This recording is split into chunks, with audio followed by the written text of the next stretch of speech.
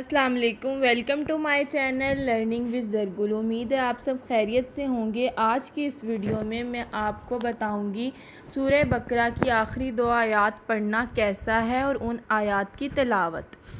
رسول صلی اللہ علیہ وآلہ وسلم نے فرمایا کہ جس نے سورۃ البقرہ کی 2 آخری آیتیں رات میں پڑھ لیں وہ اسے ہر آفت سے بچانے کے لیے کافی ہو جائیں گی۔ سبحان اللہ۔ بخاری 5009۔ نماز میں کتنا قرآن پڑھنا کافی ہو سکتا ہے؟ پھر میں نے دیکھا کہ ایک سورت میں 3 آیتوں سے کم نہیں ہے، اس لیے میں نے یہ رائے قائم کی کہ کسی کے لیے 3 آیتوں سے کم پڑھنا مناسب نہیں۔ علی المدینی نے بیان کیا کہ ہم سے سفیان ثوری نے بیان کیا، کہا ہم کو منصور نے خبر دی، انہیں ابراہیم نے، انہیں عبد الرحمن بن یزید نے، انہیں علقمہ نے خبر دی اور انہیں ابو مسعود رضی اللہ تعالیٰ عنہ نے۔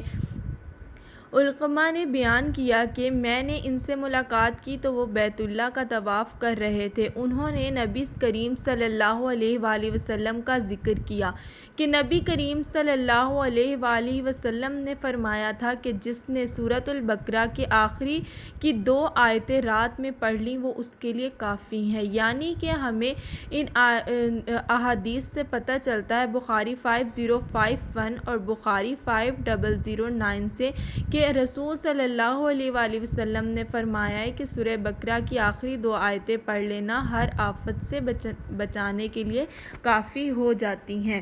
اب ہم انشاءاللہ اس حدیث پر ہم عمل کرتے ہوئے سورہ بقرہ کی آخری 2 آیتیں روز رات میں پڑھا کریں گے۔ چلیں تلاوت کرتے ہیں۔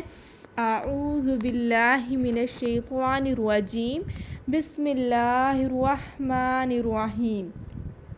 آمن الرسول بما انزل الیہ من ربہ والمؤمنون کل آمن باللہ وملائکتہ وکتبہ ورسلہ لا نفرق بین احد من رسلہ وقالوا سمعنا وأطعنا غفرانک ربنا وإلیک المصیر۔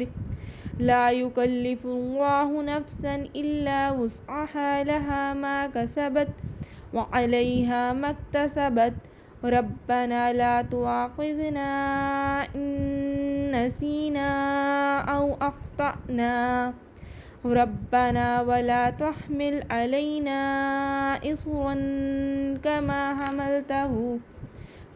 حملته على الذين من قبلنا ربنا ولا تحملنا ما لا طاقة لنا به واعف عنا واغفر لنا وارحمنا أنت مولانا فانصرنا على القوم الكافرين آمنت بالله صدق اللہ العظیم۔ اب انشاءاللہ ان 2 آخری آیتوں کی تلاوت کرنے کی خود سے بھی عادت بنانی ہے اور دوسروں کو بھی زیادہ سے زیادہ اس حدیث کے بارے میں بتائیں گے۔ دعا کریں اور ہمیں بھی دعاؤں میں یاد رکھیں۔